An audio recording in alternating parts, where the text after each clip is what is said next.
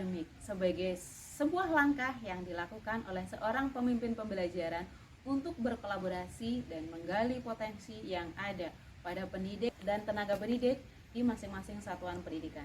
Supervisi ini juga bisa ditekankan kepada rekan sejawat dan juga para peserta didik yang ada di kelas kita. Dan supervisi ini bisa dilakukan melalui percakapan coaching. Apa itu coaching? Coaching adalah komunikasi dua arah yang dilakukan antara si coach dan si coachee dengan tujuan untuk menggali potensi-potensi yang ada dalam diri si coachee sebagai suatu langkah untuk menemukan strategi dan juga untuk menumbuhkan ide-ide atau gagasan yang ada dalam diri si coachee untuk menyelesaikan permasalahan yang dihadapinya. Bagaimana coaching dalam supervisi akademik? Yuk kita simak video berikut ini. Selamat pagi Bu Ita. Selamat pagi Ibu Pipi. Bagaimana kabarnya hari ini Bu? Baik. Wah, saya melihat hari ini Bu Ita wajahnya lebih cerah sekali. Terima kasih. Apakah yang menyebabkan wajah Bu Ita cerah hari ini? Mau didatangi Bu Pipi untuk supervisi? Luar biasa. Nah Bu Ita, saya mohon izin. Kebetulan kemarin saya mendapatkan mandat dari kepala sekolah untuk melakukan supervisi pada kegiatan pembelajaran Bu Ita hari ini. Baik Ibu. Bagaimana Bu? Apakah sudah siap? Siap. Wah, pastinya semangat juga ya Bu Ita.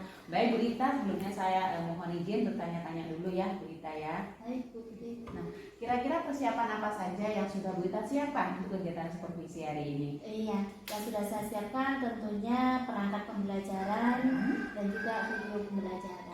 Video pembelajaran. Tadi Bu Ita menyampaikan sudah menyiapkan perangkat pembelajaran. Betul. Boleh saya melihatnya Bu? Oh iya. Nah, ini terkait rencana pelaksanaan pembelajaran hari ini ya Bu Ita ya. Iya. Nah, kira-kira materi apa yang akan Bu Ita sampaikan pada kegiatan pembelajaran hari ini? Iya. Materi yang ingin saya sampaikan terkait sampah dan dampaknya terhadap di lingkungan sekitar. Oh, terkait dengan sampah dan dampaknya ya Bu Ita Iya. ya.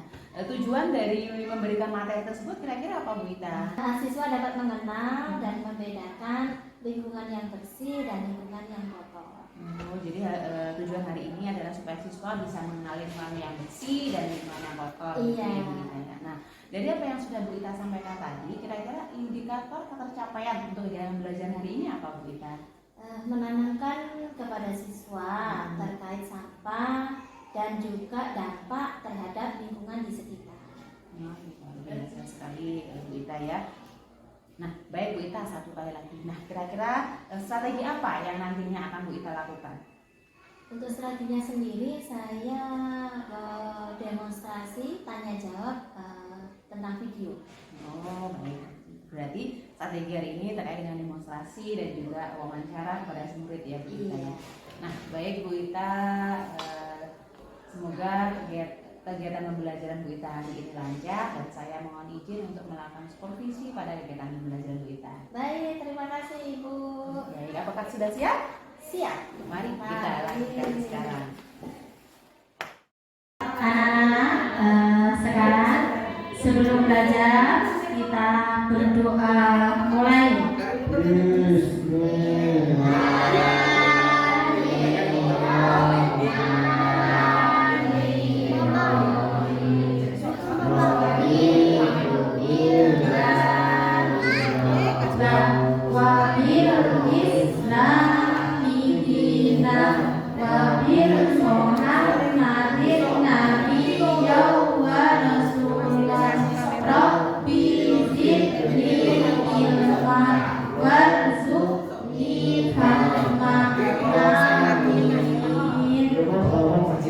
Ya, selamat pagi. Hai. Halo. Bagaimana kabar hari ini? Baik. Sehat semua? Iya. Ada yang tidak masuk hari ini teman kalian? Ada. Siapa yang kira-kira tidak masuk? Oh, Ipin. Kenapa Ipin tidak masuk? Banyak sakit. Iya. Apa namanya? Hari ini cuacanya sangat cerah sekali ya di pagi hari. Tapi ketika nanti kita pulang sekolah, bisa saja cuacanya berubah. Jadi apa? Jadi mendung. Ya, kira-kira apa namanya? Anak-anak sehat semua? Masih tetap semangat belajar? Iya. Kalau masih semangat belajar, coba kita tepuk semangat. Ada yang bisa? Bisa semua. Ayo kita coba bersama-sama. Tepuk semangat.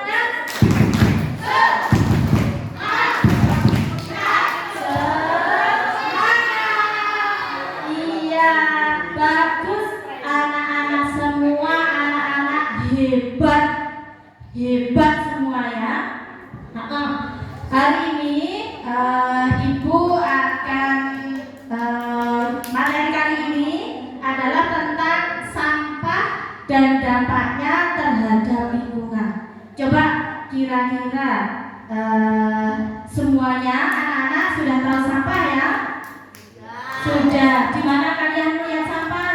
Di tempat sampah. Di tempat sampah. Di tempat sampah. Di tempat sampah. Selain melihat sampah di tempat sampah, kira-kira tadi mulai dari rumah sampai ke sekolah, kalian di dalam perjalanan melihat sampah? Ya. Lihat. Iya nggak? Lihat. Iya. Sebelumnya sebelum masuk ke pembelajaran, kita akan melihat dulu videonya. Jadi disimak ya. Nanti Ibu akan bertanya kepada kalian.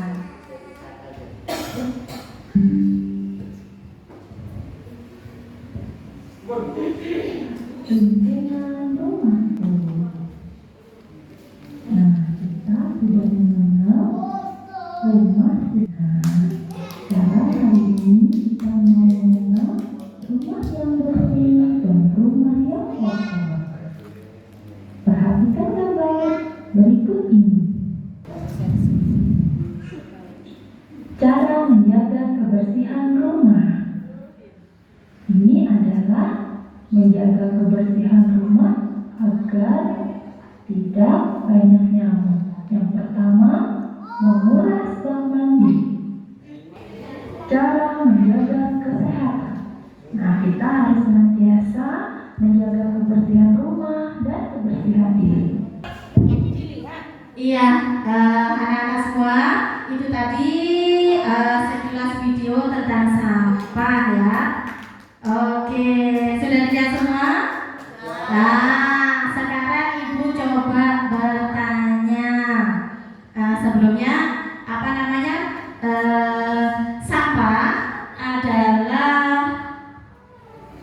Sampah adalah sisa-sisa dari kotoran yang tidak dipakai lagi.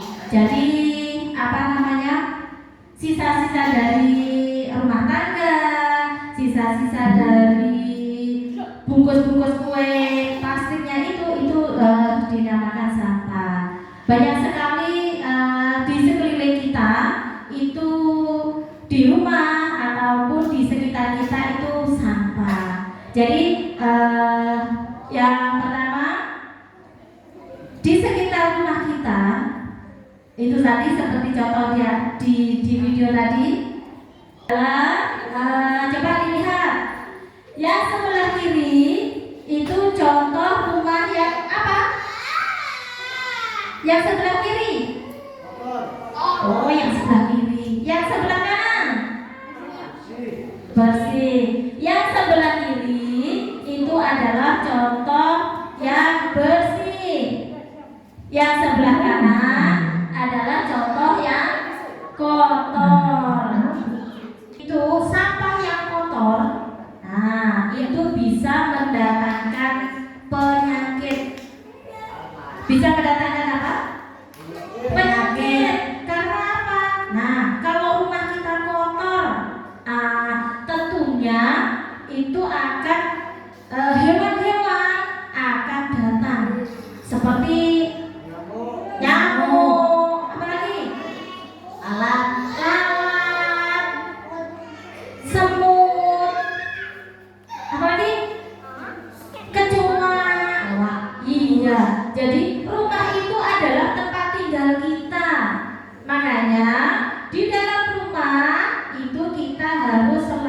bersih, jangan ada sampah. Nanti kalau rumahnya itu kotor, nanti hewan-hewan seperti tikus, lalat, kecoa, semut nanti akan datang. Kalau sudah datang, nanti akan menyebabkan sakit. Iya. Ya, itu seperti contohnya, selesai makan, sudah makan, nah ditaruh. Nah, jadi seperti itu. Iya, kalau selesai makan dicuci, jangan ditaruh. Nah, kalau ditaruh banyak sekali, rumahnya jadi kotor. Ya, nanti tikusnya pada datang. Nah, bagaimana cara menjaga kebersihan lingkungan sekitar rumah? Yang nomor satu apa itu? Anton? Yang nomor satu? Menutup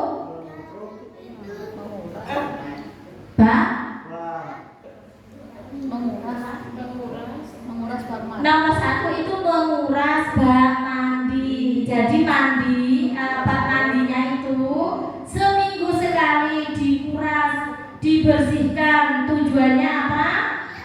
Supaya tidak ada nyamuk. Ya, yang terakhir ya,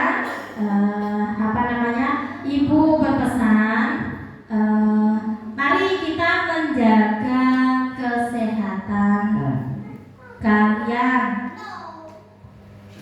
Bagaimana cara menjaga kesehatan? Yang pertama, membersihkan rumah, dibersihkan rumahnya setiap hari. Yang kedua, rajin berolahraga. Ya. Yang ketiga, makan makanan yang bergizi. Biar tambah semangat lagi, sekarang kita berolahraga bersama. Oke? Ayo anak-anak berdiri semua. Berdiri yang tegak, siap kita ambil jalan. Bentangkan tangan, kayak kapal terbang, terbang ke kanan, terbang ke kiri. Bentangkan tangan, kayak kapal terbang, terbang ke kanan, terbang ke kiri. Ayo senang sehat gembira, tempat olahraga biar badan sehat. Jalan di tempat badan sehat. Anu semangat, tandang di pinggang sambil tengok kanan, tandang di pinggang sambil tengok kiri, tandang di pinggang sambil tengok kanan, tandang di pinggang sambil tengok kiri. Teng-teng ke kanan, teng-teng ke kiri, teng-teng ke kanan ke kiri, teng-teng ke kanan, teng-teng ke kiri, teng-teng ke kanan dan ke kiri. Lira, yo ayo senang sehat gembira, sehat gembira, sehat gembira. Yo ayo senang sehat gembira, kita gembira bersama-sama. Bagaimana Bu Lita perasaannya tadi setelah mengajar? Wah, senang sekali Bu Pipit. Ada sedikit tegang karena disupervisi oleh Bu Pipit. Wah, sedikit tegang ya. Iya, ada tegangnya. Baik Bu Lita, saya ingin bertanya sebentar Bu Lita ya. Iya. Baik Bu Lita, menurut Bu Lita dari apa yang sudah Bu Lita lakukan tadi, kira-kira pembelajaran apa yang sudah Bu Lita dapatkan? Jadi anak-anak sekarang sudah mengenal dan dapat membedakan lingkungan yang bersih dan juga lingkungan yang kotor. Jadi sudah Iya. mulai mengenal dan membedakan ya, Iya. mana lingkungan yang bersih dan juga mana lingkungan yang kotor. Iya. Nah, dari apa yang sudah Bu Ita lakukan tadi, kira-kira adakah tantangan atau hambatan yang kita temui? Hambatan pastinya ada Bu Pipin, karena terkait dengan pembelajaran, karena kami berbeda-beda ketunaannya, apalagi saya guru tunagrahita. Di sini saya mengalami kesulitan dalam bahasa isyarat untuk anak tunarungu. Jadi kita tadi menyampaikan ada kesulitan ketika menyampaikan berkomunikasi dengan siswa dengan hambatan pendengaran ya. Iya. Dan kira-kira apa yang sudah kita lakukan untuk mengatasi tantangan tadi? Iya, untuk mengatasinya sampai saat ini saya masih tetap terus belajar dan juga melihat bahasa dari video-video di YouTube tentang bahasa isyarat, dan yang pasti belajar juga dari rekan guru kelas tunagrahita. Wah, luar biasa sekali Bu Ita. Tadi Bu Ita menyampaikan mau melihat video-video, kemudian menyebarkan media yang berbagai macam dan belajar dengan rekan sejawat gitu ya. Iya, betul Bu. Nah, kira-kira nih Bu Ita, dalam waktu dekat-dekat ini dari ketiga rencana tadi, kira-kira mana yang akan kita lakukan terlebih dahulu? Yang akan saya lakukan belajar dari teman guru kelas tunagrahita. Jadi yang akan diprioritaskan terlebih dahulu belajar dengan rekan guru yang mengampu kelas tunarungu gitu ya. Iya, Bu Ita, betul, ya? belajar bahasa isyarat. Belajar bahasa isyarat. Nah, dari Bu Ita, menurut Bu Ita nih, selain belajar dengan rekan sejawat, kira-kira dukungan dari siapa lagi yang Bu Ita butuhkan? Sampai saat ini dukungan banyak sekali ya Bu yang mendukung, tentunya dari kepala sekolah, bisa dari siswa itu sendiri, orang tua, dan teman-teman yang lain tentunya. Wah, luar biasa sekali Bu Ita. Nah, dari apa yang Bu Ita sampaikan tadi ya, kira-kira apa lagi nih yang perlu dikembangkan menurut Bu Ita? Iya, yang ingin saya kembangkan adalah lebih banyak belajar, tetap terus semangat dalam belajar, apalagi belajar menambah kosakata tentang bahasa isyarat. Bagus, luar biasa sekali ya Bu Ita. Nah, tadi kita sudah menyampaikan rencananya mau belajar dan belajar gitu ya. Kita bagaimana menangani semua ketunaan yang ada di sekolah kita. Iya. Bu Ita. Iya. Nah, kira-kira kapan nih pelaksananya Bu Ita? Besok. Besok ya, wah segera ya Bu Ita ya. Iya. Ya mudah-mudahan apa yang menjadi tujuan dan harapan Bu Ita nanti bisa terlaksana dengan baik. Iya, terima kasih Bu Pipin. Nah, di sini saya juga ingin menyampaikan terkait catatan observasi saya ketika Bu Ita melakukan kegiatan pembelajaran tadi. Iya. Boleh saya sampaikan? Boleh. Nah, Bu Ita, dari hasil observasi saya ketika Bu Ita melakukan pembelajaran tadi, secara keseluruhan sudah luar biasa. Mulai dari kegiatan awal, persepsi, kemudian kegiatan pembelajarannya, langkah-langkahnya, dan juga di kegiatan tertutup juga sudah luar biasa sekali Bu Ita. Nah, mungkin ada sedikit yang perlu digarisbawahi ya Bu Ita ya sebagai refleksi. Nah, ketika Bu Ita berkomunikasi atau berinteraksi dengan siswa, mungkin perlu dilibatkan lebih banyak lagi ya siswanya Bu Ita. Mungkin terkait dengan tanya jawab tadi juga lebih diperbanyak. Kemudian dari apa yang sudah Bu Ita sampaikan, mungkin perlu ditanyakan kembali kepada siswa apakah siswa sudah mampu memahami secara keseluruhan atau belum. Biar Bu Ita ya. Ya, baik Bu Pipin, terima kasih. Nah, Bu Ita, demikian tadi hasil sedikit catatan dari saya terkait dengan pembelajaran Bu Ita hari ini. Tapi secara keseluruhan sudah luar biasa. Terima kasih. Baik, terima kasih Bu Ita. Kegiatan supervisi kita hari ini mungkin cukup sampai di sini dulu. Saya juga ada kegiatan di tempat yang lain. Iya, terima kasih Bu Pipin. Baik, saya mohon izin